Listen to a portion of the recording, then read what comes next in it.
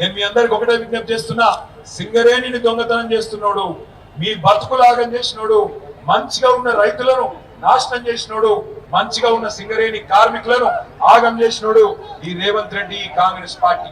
అందుకే ఎల్లుండి 11 తారీఖు నాడు వీళ్ళకి కనుక మనం కర్రు కాల్చి వాత పెట్టకపోతే, వీళ్ళకి కనుక బుద్ధి చెప్పకపోతే మళ్ళొక్కసారి రేవంత్ రెడ్డి ఏమనుకుంటాడు ఎరికేనా, నేను వీళ్ళకు 2500 ఇవ్వకపోయినా ఆడపిల్లలు నాకేం గుద్దిండ్రు, 4000 ఇవ్వకపోయినా ముసలోళ్ళంతా నాకే ఓటేస్తున్నారు, మరి రైతు బంధు వేయకపోయినా రైతులు నాకే ఓటేస్తున్నారు, 19,000 మందికి కేసీఆర్ డిపెండెంట్ ఉద్యోగాలు మెడికల్ బోర్డు పెట్టి ఇచ్చిండు, నేను 11 నెలల నుంచి బోర్డు పెట్టకపోయినా కార్మికులు నాకే గుద్దుతున్నారు.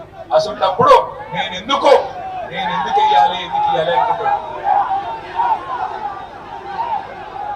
అయ్యా అదా మనోళ్ళు యూరియాలో పెడుతున్నారు. కేసీఆర్ ఉన్నప్పుడు ఆటో అన్నకు ఒక 400 రూపాయలు ఇస్తే పొలకాడు వేసుకోకపోతుండే యూరియా. ఇలా దొరుకుతుందా? యూరియా దొరకదు, రైతు బంధు రాదు. ఇక బోనస్ ఎప్పుడో అయిపోయింది తమ్ముడు. ఎన్ని చెప్పమంటావు? 420 ఉన్నాయి.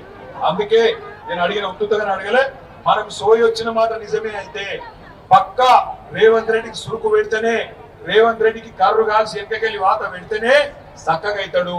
లేకపోతే మాత్రం ఇంకో 2 ఏళ్ళు ఇదే మాటలు, ఇదే అబద్ధాలు, ఇదే బూతులు వీటి మీదకి వెళ్ళి నడిపిస్తాడు. బూతుల సీఎం కు బుద్ధి చెప్పాలంటే పోలింగ్ బూత్ కెళ్ళే బుద్ధి చెప్పాలి. ఏ గుర్తు కొట్టేయాలి?